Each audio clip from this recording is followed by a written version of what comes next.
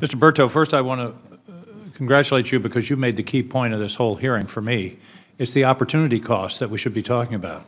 It's the good people lost, and that's what brings me here today, because I know too many stories of people who just gave up, who spoke Arabic, who had visited and lived in the Middle East, and because of that couldn't get their clearance. It was a kind of catch-22, and those are the very people that we want. So I think that's what we have to keep focusing on. It's those immeasurable people lost, the opportunity cost that has made this such an important inquiry. Ms. Farrell, who's in charge? If John McCain were here, he'd be saying, who can we fire? This is a pure management problem, it seems to me.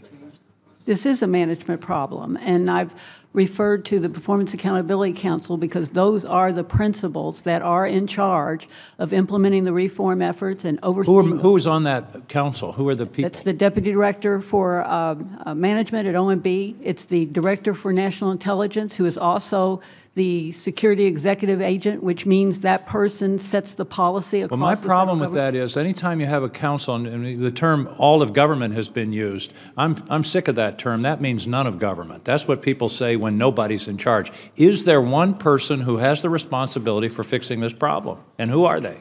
I would point to the chair of the Performance Accountability Council because that person does have the authority to provide direction regarding the process and carry out those functions. Is that person going to be here today?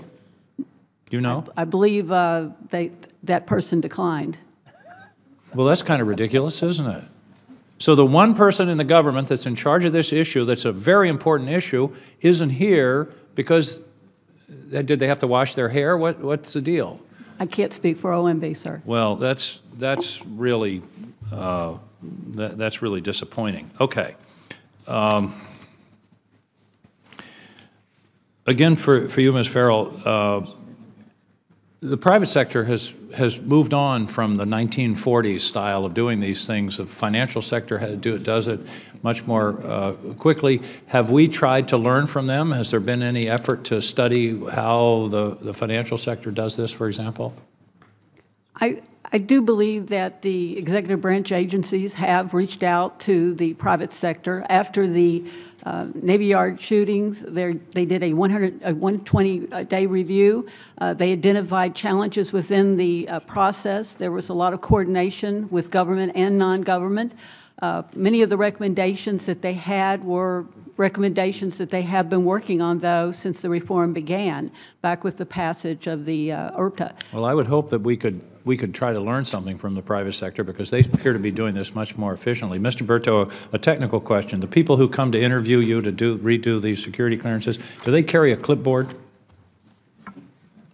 I think they do, sir, and I think it's legal size so that it has more room on the To me, the clipboard is the sign of not being in the 21st century. I'm sorry to hear that. I actually own a couple of clipboards, and I occasionally use them. I used to say it was the universal symbol of authority, but if you go into a hospital and they hand you a clipboard, they're seeking data from you that they already have somewhere else in their system. That's certainly been my experience. That's the point I'm trying to make. Yes, sir, and I think that's certainly within my experience. If I could add something on the who's in charge thing, I think you've hit a very key point here. There are divided responsibilities, and some of those divided responsibilities actually spill over into the question that Senator Wyden raised about really focusing on, we've been focusing entirely on the supply side of this equation. How do we actually move people through the process and put them into clearance? There's a demand side of this equation as well. And actually, operating under the authorities granted by this committee, a previous DNI did a substantial reduction in the number of billets that required a clearance. I don't remember the exact number. I think it was something around 700,000 that they eliminated the requirement for a clearance. If you could do one thing to reduce the backlog, getting rid of the demand would be the one thing. But what we've seen over time, and this is back to your question of who's in charge, is other responsibilities, responses to other incidences, the Navy Yard shooting, for example.